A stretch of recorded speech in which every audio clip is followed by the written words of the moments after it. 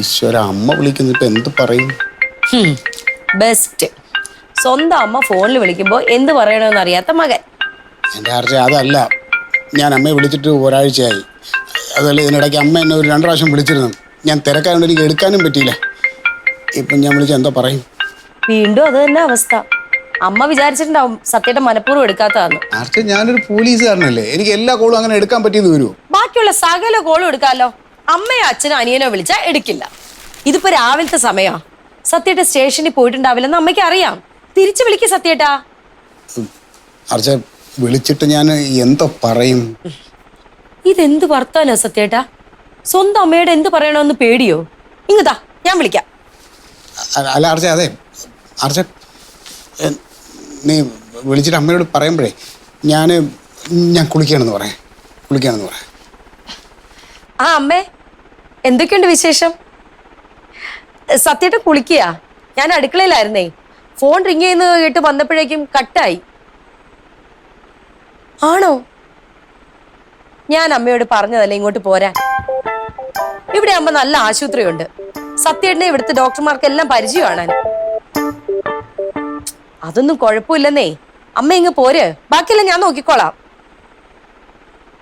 ശരി. ആർച്ച, നീ എന്താണ് അമ്മ എടുത്ത് പറഞ്ഞത്? കേട്ടില്ലേ? നീ എന്തിനാ അമ്മയോട് ഇങ്ങോട്ട് വരാൻ പറഞ്ഞ? അമ്മയ്ക്ക് ഷുഗർ ഒക്കെ വളരെ കൂടുതലാണെന്ന്. അതുകൊണ്ട് ഇവിടെ വന്നാൽ കുറച്ചുകൂടെ നല്ല ഡോക്ടർമാരെ കാണിക്കാലോ. ആർച്ച, അതൊന്നും ശരിയാവില്ല. അതെന്താ ശരിയാവാത്തെ? സത്യയുടെ സ്വന്തം അമ്മയ്ക്കെങ്കിലും കുറച്ച് പൈസ ചെലവാക്ക്.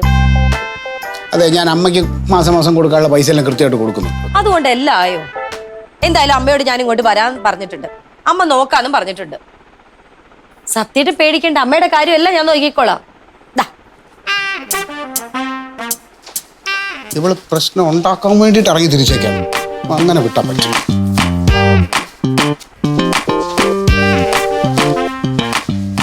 ആർച്ചേ, അമ്മായി അമ്മയും മരുമോളും ഒരുമിച്ച് താമസിച്ചാൽ ലോകത്തെ ഏത് വീട്ടിലായാലും വഴക്കുണ്ടാവും. ഇവിടെ ഇപ്പോൾ ഒരു പ്രശ്നമില്ല. അതിന്റെ കാരണം എന്താണ്? നീ ഇവിടെയും അമ്മ അവിടെ ആയതുകൊണ്ട് വെറുതെ ഒരു പ്രശ്നം ഉണ്ടാക്കണോ? ഞാൻ ഇതൊക്കെ പറയണ എന്താ അറിയാമോ? നിന്റെ സന്തോഷത്തെ കരുതിയാ. ഈ അടവൊക്കെ സത്യേട്ടൻ കയ്യിൽ വെച്ചാൽ മതി. എന്റെ പേരും പറഞ്ഞ് അമ്മയെ വരുത്താതിരിക്കാൻ നോക്കണ്ട. അമ്മയും ഞാനും തമ്മിൽ ഒരു പ്രശ്നമില്ല. പക്ഷെ അമ്മ ഇവിടെ വന്നാ പ്രശ്നം ആവുമല്ലോ. അമ്മ ഇങ്ങോട്ട് വന്നാൽ ഒരു പ്രശ്നമേ ഉള്ളൂ. സത്യേട്ടൻ ഇപ്പൊ ചെലവാകുന്നതിനേക്കാൾ കുറച്ച് കൂടുതൽ പൈസ ചെലവാകും. അത് ഒഴിവാക്കാനാണ് ഈ നമ്പറൊക്കെ. ഓ, അത് ശരി. എന്നാലേ ഇനി ഞാനുള്ള സത്യം അങ്ങോട്ട് പറയാം. നീ ഇപ്പൊ അമ്മ ഇങ്ങോട്ട് കൊണ്ടുവരാന്ന് പറയണില്ലേ, അത് അമ്മയോടുള്ള സ്നേഹം കൊണ്ടൊന്നുമല്ല. അമ്മയെ ഇവിടെ കൊണ്ടുവന്നിട്ട് ഈ വീട്ടിലെ മുഴുവൻ പണിയും ചെയ്യിക്കുക. എന്നിട്ട് നിനക്ക് പഞ്ചായത്ത് പൂർവ്വം ഇങ്ങനെ തെണ്ടി തിരിഞ്ഞ് നടക്കുക. അതല്ലേ നിന്റെ ഉദ്ദേശം? അടുത്ത നമ്പർ. ഈ പറഞ്ഞതൊന്നും ലോകത്തിൽ ഒരാൾ വിശ്വസിക്കില്ല, അമ്മയുൾപ്പെടെ. വേണേ നമുക്ക് അമ്മയെ വിളിച്ചു ചോദിച്ചു നോക്കാം. വിളിക്കട്ടെ? വിളിച്ചാലും അമ്മ ഒന്നും പറയുന്നില്ല. പക്ഷെ എന്ത് പറഞ്ഞാലും ഞാൻ ഈ പറഞ്ഞത് തന്നെയാണ് സത്യം.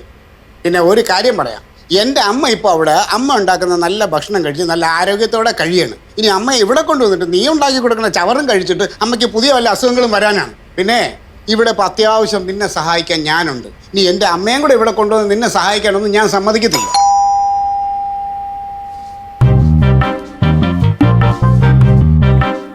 ആ സാറേ, ഇതാര് പുതുമണവാളൻ? എന്തുണ്ട്? നിങ്ങൾക്ക് വരാനുള്ള വഴിയെല്ലാം മറന്നോ? കല്യാണം ആരോട് പറയാതെ പോയി കഴിച്ചത് പോട്ടെ, ആഴ്ച 2 ഇപ്പൊ തിരിഞ്ഞു പോലും നോക്കുന്നില്ലടേ ഇങ്ങോട്ട്. എന്റെ പൊന്ന് സാറേ, കല്യാണം കഴിക്കണമെന്ന് വേണ്ടിച്ച് കഴിച്ചൊന്നും അല്ലല്ലോ. ഒരു ദുർബല നിമിഷത്തിൽ അങ്ങനെ സംഭവിച്ചു. കല്യാണം കഴിച്ചിട്ട് ഈ നേരെ നിന്ന് ശ്വാസം പോലും വിടാൻ പറ്റിയിട്ടില്ല, അറിയോ? ഇതാര്? പവിത്രനാ?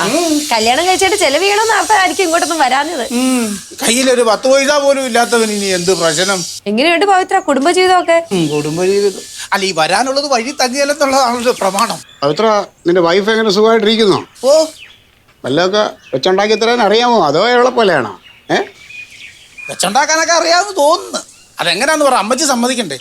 അമ്മച്ചിക്ക് എല്ലാം ഒറ്റക്കങ്ങ് ചെയ്യാം. ഇതാ പവിത്ര അമ്മമാര് വീട്ടിലുള്ളതിന്റെ ഗുണം. അവർക്ക് മക്കളോടുള്ള സ്നേഹമൊന്നും ആർക്കും ഉണ്ടാവില്ല. എന്തായാലും സുമിത്ര ഭാഗ്യം ചെയ്ത പെണ്ണ. ഓ സത്യം, അവളെ പോലെ ഭാഗ്യം ചെയ്തത് ഈ ലോകത്ത് വേറെ ഒരു പെണ്ണും കാണുമല്ല. ചായ വേണം. അത് ഞാൻ അല്ല, അതിന് അമ്മച്ചി ചായ പറഞ്ഞില്ലല്ലോ.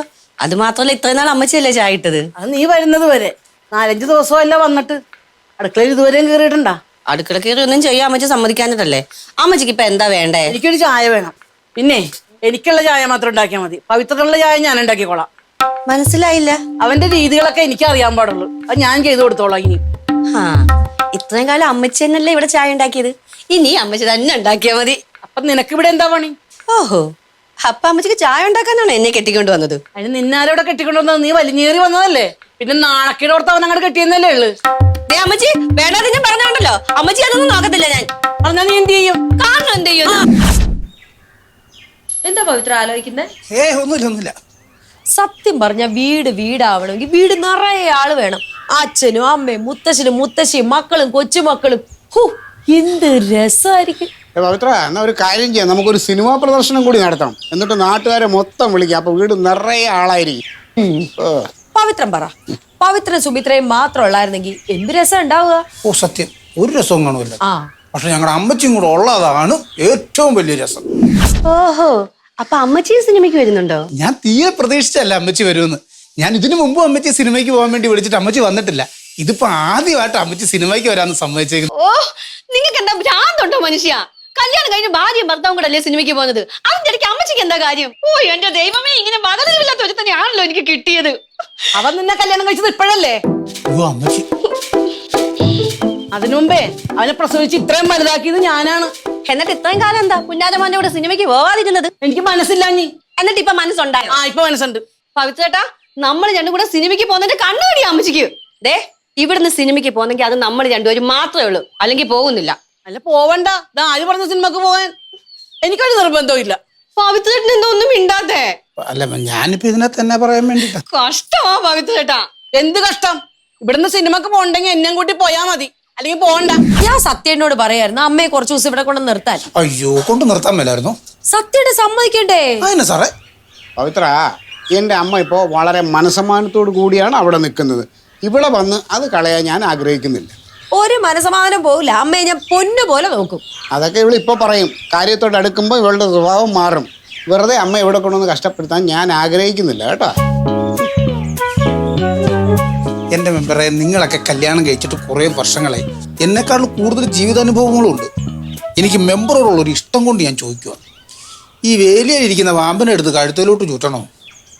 ഈ അമ്മായിയമ്മ മരുമകൾ പോരെന്ന് പറയുന്ന സാധനം മനുഷ്യൻ ഉണ്ടായ കാലം മുതലേ ഉള്ളതാണ്. അതിനി ഐക്യരാഷ്ട്രസഭ വിചാരിച്ചാൽ പോലും അത് ശരിയാവൂല. എന്തിനാ വെറുതെ പണി മേടിച്ച് കെട്ടുന്നേ?